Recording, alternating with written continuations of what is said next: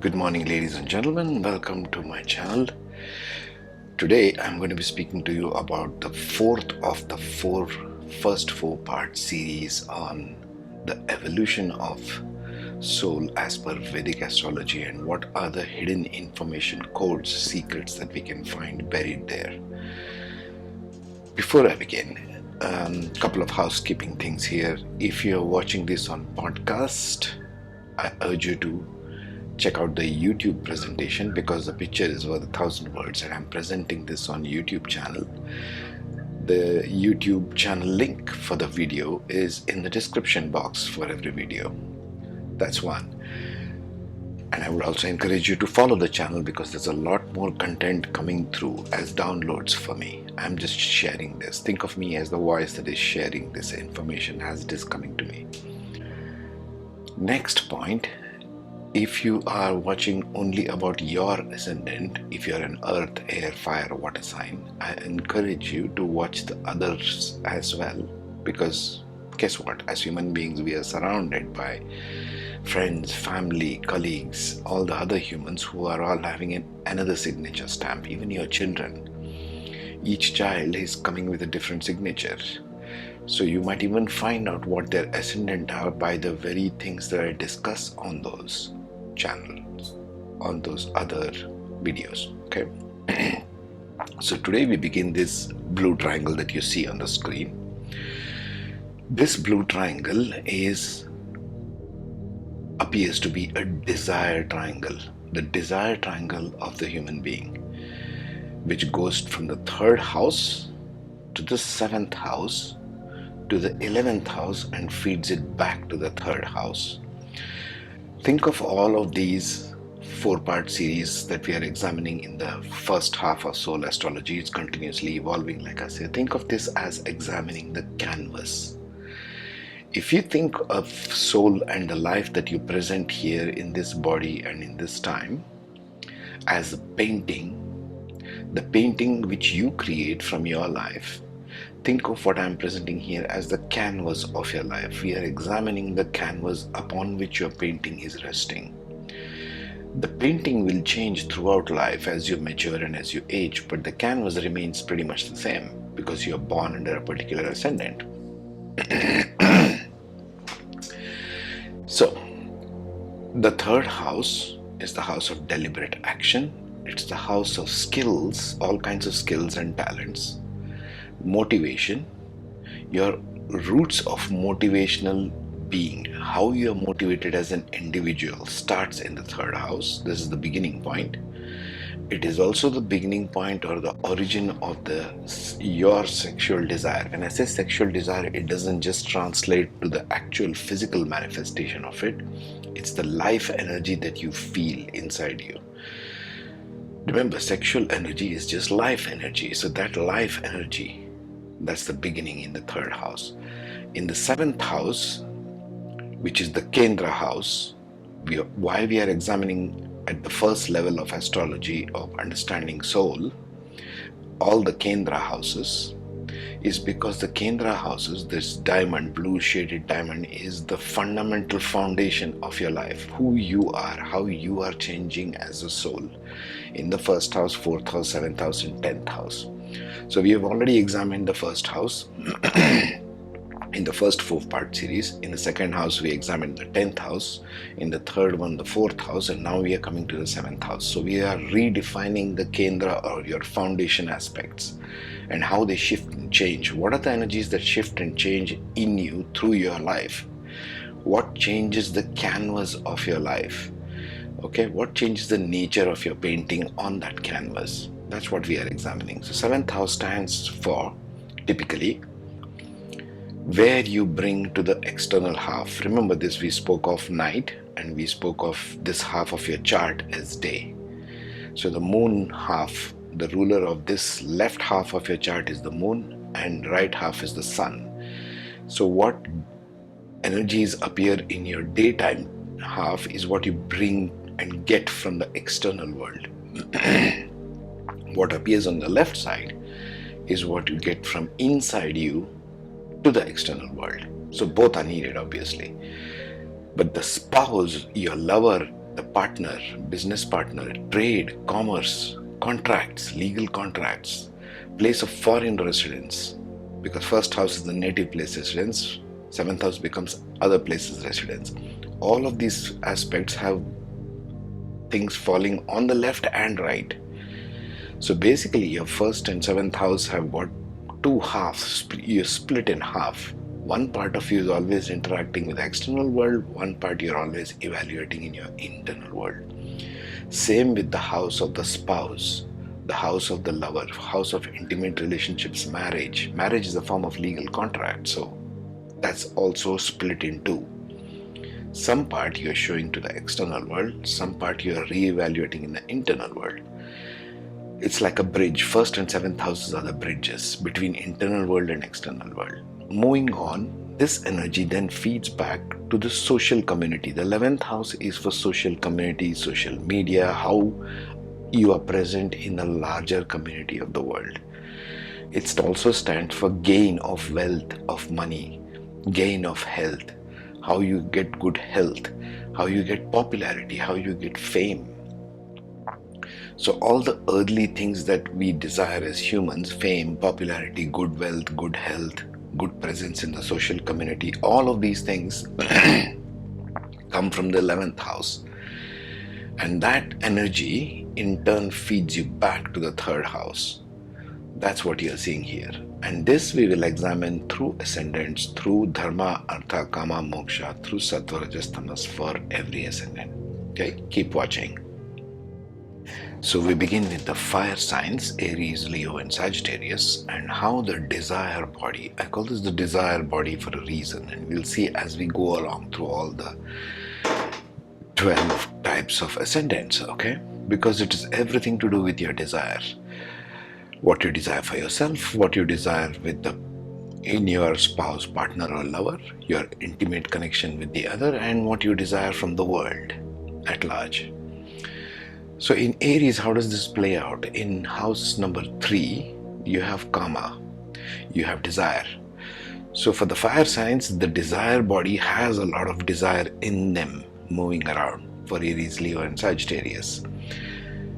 And how this plays out for the Aries, what can the Aries ascendant soul do consciously to improvise this aspect of their life as they go through young adults, as they go through maturing years? They need to take deliberate action, and they will be taking deliberate action because Aries has Rajas in its first house, so it will be taking lots of deliberate action here to develop their skill, to develop their talents, abilities. They may even be sports people. They may be having a lot of motivation. See, essence of third house comes down to 3 words, folks. Deliberate action, motivation as in self-motivation, which comes from the root of your sexual desire.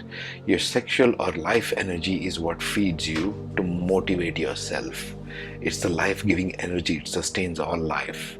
So the Aries person needs to do that. Aries ascendant, I mean, not the sun sign, needs to discover the what first. It needs to develop communication skills. It needs to develop its talents, and that will feed into the bridge house here, which is the spouse, house of the lover. And depending on the type of spouse or lover you will find, that will help you get the gains in the external world. These communication skills and talents you discover will determine the type of business or type of partnership you will form in the external world, maybe even into your workplace or business, maybe even determine the kind of residence you will take in your own home country or foreign places, and that will feed onto the 11th house, which will determine what social gains you will get, how you will participate in the social community, social media these days, how much wealth you will gain, what kind of health you will have, what if you will have popularity and fame at all, which in turn feeds into the 3rd house. But what happens here in the 11th house for the Aries ascendant? They get fulfillment on earth. That sense of fulfillment that this desiring Aries soul ascendant wants, desires, is fulfilled in the 11th house. 11th house is the culmination point for the desire body. It originates at 3rd house transcends through the second house, the seventh house, and moves on to the 11th house. And this is a closed feedback cycle. It keeps going through life. For the Aries ascendant. For the Leo ascendant, it plays out as first wanting to find connection, wanting to find companion. The Libra is appearing in the third house. They need to answer the question, the who. How does the Leo ascendant do that? Well, they are having a lot of creative intelligence in the first house. So they need to really devote their time with deliberate action, because Leo has a lot of ego in them, but they need to take deliberate action to develop their skills. They need to be motivated themselves first. Motivation becomes the key for the Leo here, is what I'm getting, and that will feed on to getting them a right kind of partner, spouse, lover, all these things. But what does the seventh house stand for the Leo? You will feel a sense of fulfillment in your spouse as your real wealth, because the 11th house is appearing in the 7th house here. So for the Leo ascendant, the maximum gain they feel is with the proper spouse, is with their lover. They are not so much focused on what they get popularity in the external world, so much as the real soul wants is a good spouse, a good lover, an intimate lover which they feel connected to, because they are looking for what? The highest form of desire, because we are examining the desire body. The highest form of desire for a Leo ascendant soul, as gains, as connection, will be with their own spouse, with their own wife or husband, with their own lover, or with their business partner, or in their trade and commerce. If they are participating in trade and commerce, they will feel a high sense of fulfillment and recognition. This is what they desire in their 7th house. In their 11th house, because this has to feed back to the 11th house, in the house of social community, wealth, health, gains, popularity and fame, they have Rajas and Kama. That means here they are discovering the what. These two energies which happen in the 3rd house and 7th house for the Leo will feed, and they will truly discover their desire, the root of their desire, because we are talking about the desire body. What do they want to communicate to the rest of the world? What is their true desire? That will culminate in the 11th house for the Leo. If they focus on this, and again it's a conscious creation, so if they focus on these two aspects in the 3rd and 7th house, they will graduate to this through life, and they will have the popularity that they seek. Leo wants to shine in the world too. And when they have that popularity and fame, which will happen only through discovery or answering the what do they need, what kind of desires fulfill them, what kind of communication skill they need, and then they develop it back with the 3rd house and whatever they have, okay, in their chart. That's for the Leo. What about our beautiful Sagittarian folks? The Sagittarius soul, the 3rd, 7th and 11th house, the karma houses, the desire houses, how does it play out? They need to find fulfillment first. They are first looking at the fulfillment. This is the first point of contact for the soul. They are looking for fulfillment, gains and connections. So connections stands out strongly for me there. So that means the Sagittarian soul, who has sattva and dharma, very idealistic, very all seeking philosophical, very seeking higher wisdom all the time, okay? They are philosophy and wisdom people. They are seeking answers to the what, the where and the who, and that will play out in the 3rd house for them by seeking connections first. Connections to what? To their skill set. They need to deliberately take action on their skills, motivate themselves through the skill set, and which will happen through the sexual body, but it will appear as motivation and talents. And that 3rd house for the Sagittarian ascendant soul will feed on to the 7th house. In the 7th house, as you can see, the spouse, lover, partner, intimate relationship, husband, wife, business partner, trade, commerce, contracts, foreign residence, this house What plays here for the Sagittarian ascendants is discovery of skills and communication and desire.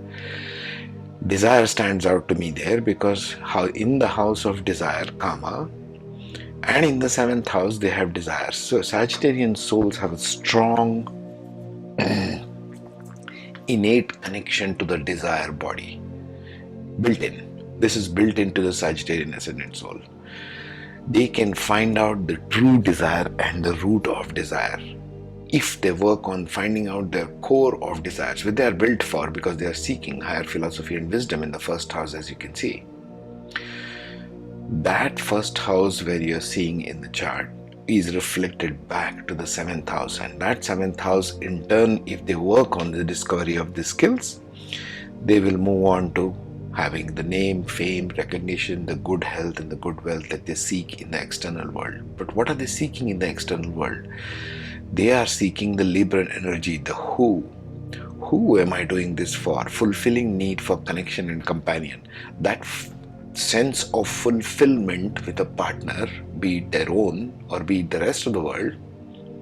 Because let's face it, the desire body, the 7th and the 11th graduation is nothing but fulfillment of yourself as one-on-one, and the 11th house is fulfillment as with the collective. Everybody needs both for a harmonious nurturing in this world. We need to connect with one intimate other, and then we need to connect with the collective whole as well. What is your presence in the world?